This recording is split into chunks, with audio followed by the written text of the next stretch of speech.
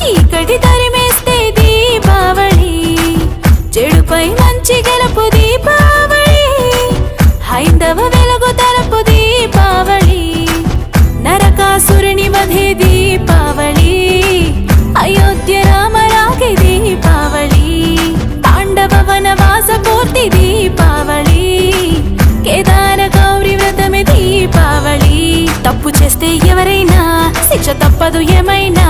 కన్న కొడుకే అయినా నరకుని చంపే సత్యభామ